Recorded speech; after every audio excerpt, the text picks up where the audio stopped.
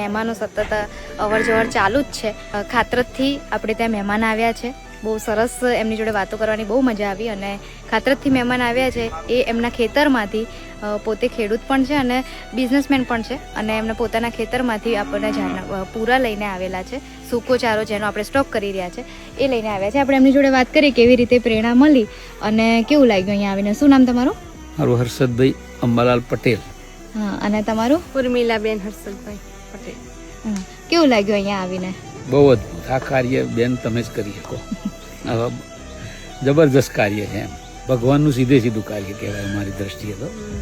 કારણ કે ગાયોને તો બધાએ રાખે, પણ આવી ગાયોની સેવા કરીને રાખવી, જે અપંગ હોય કે જે શારીરિક રીતે ખોડખાપણમાં, એ બહુ અઘરું કામ છે. એટલે બેન તમે અદભુત કામ કરી રહ્યા છો. Thank you. તમે શું કહેવા માંગશો? બસ સરસ કામ. ફરી આવશો? હા, આવીશું. આવવાનું, હવે તો કાયમ આવવાનું. કમ્પ્લીટ આવવાનું સેવા માટે. આવી સેવાની તો અમે શોધ જ કરી રહ્યા હતા, ક્યાં અમને સેવા મળે. પોતે એ ખાતર જ રહે છે અને એમનું પોતાનો બિઝનેસ પણ છે. હવે અહીંયા અમે અમદાવાદમાં છે. કઈ જગ્યાએ છે આપણું? હા, મૌધા છે. હા, મૌધા. કઈ જગ્યાએ? મૌધામાં અહીંયા હનુમાનજીના મંદિર સામે જ છે, કેનાલ પાસે. શું નામ છે? ડાકોર રોડ પર શ્રી મહાકાલી સિમેન્ટ વર્ક.